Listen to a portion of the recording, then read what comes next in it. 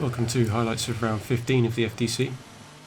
There was a moment of drama in qualifying where Desomri was slow on the racing line. I was on a hot lap, so when I arrived I committed to the racing line and just hoped that Desomri would move out of the way at the last moment. But either way, my lap was going to be impacted because it turned out that his car had run out of fuel, so he couldn't get it out of the way in time. He had an automatic grid penalty, which I presume was from that incident. The cars burn more fuel per lap in the rain, so that may have been a factor. On board with the fastest lap by Wondorian, and this lap put him on the front row of the grid, half a second behind Meistermido. The Almighty and Fragweiser qualified in the second row of the grid. The top three fastest had all set times on the previous qualifying session that also had heavy rain, so I wonder if that helped give them some experience as they quickly found themselves qualifying in heavy rain again. Fragweiser was one of the drivers that wasn't in the previous qualifying session, but he still managed to get into the top four this time around. So Meistermido did well, taking his third pole position. Rotograph and the Iceman didn't set times, so I left them out of the screen cap. The weather forecast for the race showed rain on the second stint, so my race strategy would be staying out on the medium tyre and then go for intermediates right at the end. On the previous video I mistakenly implied that we had heavy rain during qualifying twice in a row. It was actually this qualifying session that we had heavy rain again, and again it would lead to a dry race. But it's a high downforce track, so at least the car should have the downforce to be competitive in both sessions, so you don't have to worry about parc fermé if you're not changing the setup anyway. I think it's difficult qualifying in the rain because I don't think everyone has time to practice for wet conditions, so it's easy to make a mistake, and any mistake means your hot lap could put you at the back of the grid. I do nearly all of my practice in dry conditions, but that kind of goes out the window when all the braking points change as you have to slow the car down a lot in the rain. I think Wondorian makes it look easy, and Meistermido had a really good lap as he was half a second ahead. I was doing well in practice. If I had a bit more time to spend in time trial I could have set a decent lap, but that didn't translate to this difficult qualifying session for me as I ended up at the back. As there were only a few races left in the series, the championship would start narrowing down, as only the top scoring drivers would still be within reach of winning the championship. I was third in the championship at the time, but I knew there were a lot of fast drivers that could move up in the standings. I didn't expect to be in third, and it's largely down to what happened at Monza. But even if I got knocked down in the standings, the championship's still been a lot of fun. On board with Wondorian for the start, and a few drivers opted to start on the medium tyre. Wondorian had a good start and got the majority of his car ahead of Meistermido, so he emerged through the first couple of corners in the lead. He looked very confident as he took turn 5 for the first time and built a gap behind. I would have been much more careful starting on cold tyres and having a lot of fuel in the tank, but he just went for it. On board with my view, and I turned down curves and watched Darrow sail past me on the soft tyres. He pulled ahead, but then I had to cut the corner as everything slowed down. There was more drama over the next few corners. Switching to Beaumont's view, which unfortunately didn't have sound but shows the awkwardness at turn 5.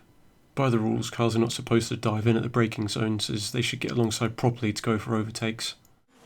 There was an incident at turn 10, and again if a car isn't reasonably alongside then the car ahead has the right to commit to the corner, so the car behind should back out. And because of the barrier that sticks out, that caused damage and unfortunately some trouble for the cars behind as well. It was a rule that was written to deter drivers from diving in all the time, and it always feels awkward having to judge an incident that I'm involved in myself, and I regret not leaving a gap for safety, so my apologies to Bowman and the drivers behind. Ahead, Darrow's view shows some safer racing in the middle of the pack as they were bunched up. The Almighty appears to have had a terminal crash on the end of lap 3. Alex on lap 3 had taken some damage to the left side of his wing, but the right side was still okay. Then a couple of laps later, Blackbeard's car just caught the inside of the barrier at turn 18, and unluckily for Alex this meant damage to the right side of his wing.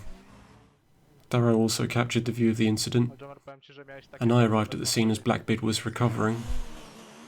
If he didn't get moving again quickly, the game would have probably disqualified him. Darrow had pitted at the end of that lap for soft tyres and I imagine a wing change. He exited just behind Beaumont and had the tyre advantage. If this was years before in the earlier Codemasters games, you might have gone straight into the wall on that pit exit, because as far as I remember, cold tyres meant really bad understeer. But Darrow was able to go straight for the overtake, aided by DRS.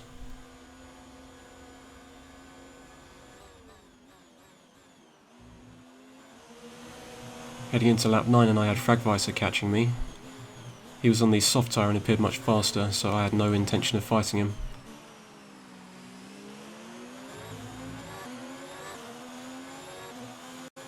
As he had a bad exit out of turn 5 and I got the DRS, I thought I should ignore my instinct to retake the position, knowing he could likely pull out a gap and then I could get on with my race, and realistically I think that would have given me the best result I could.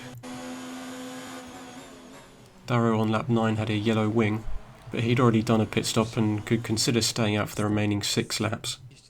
Although staying out on a damaged wing at a street circuit could lose you a lot of time without the downforce you need. Heading into lap 10 and he lost a position to Blackbeard, and I'm sure the wing damage in dirty air didn't help as he nudged the wall at turn 5 which damaged his wing further. On board for my 10th lap and Meister on the soft tyres caught me.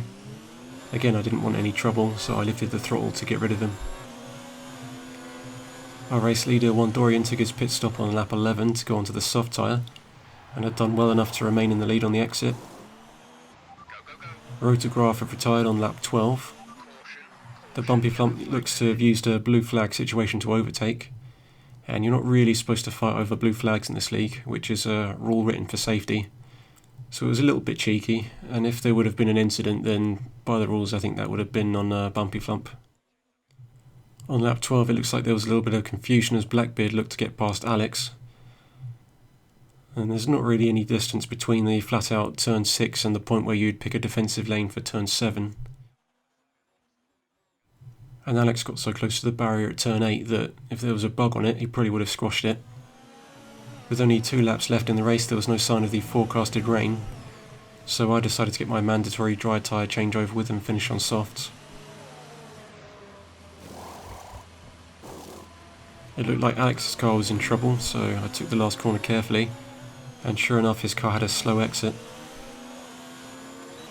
Earlier I was feeling sharp in practice, pulling out half a second over my fastest laps, which was a really big improvement. But by the end of this session I think my chronic fatigue was kicking in. I had a lapse of concentration and almost forgot to brake completely for turn 5. I realised it before the apex, and instead of slam on the brakes too late I hoped I'd just make the corner. But it ended up being a terminal crash for me on the final lap. So I decided in future races I'd keep a drink beside me so that I could try to perk myself up a bit during the pit stop, as obviously your car is under automatic control when it's in the pits, so you have a free moment at that point. Wandorian crossed the line in first, Fragweiser second, and Meister on the last step of the podium. The rain started falling right at the end, so the original race weather prediction from the qualifying session was correct, that there would be heavy rain 45 minutes after the race start. So it would have just started raining about the end of our 25% race. The problem with that prediction is that a 25% race is unlikely to go 45 minutes. And the forecast timeline on the race strategy menu was misleading as it showed rain over the second stint, when it may have meant that rain would fall after the stint. So it was kind of irrelevant and didn't align with the stint timeline underneath it, but some say that it's just a forecast and could be wrong. Either way, I probably wasn't the only one preparing for wet tyres and didn't need them. If we get another race with changing conditions, then we'll see what happens.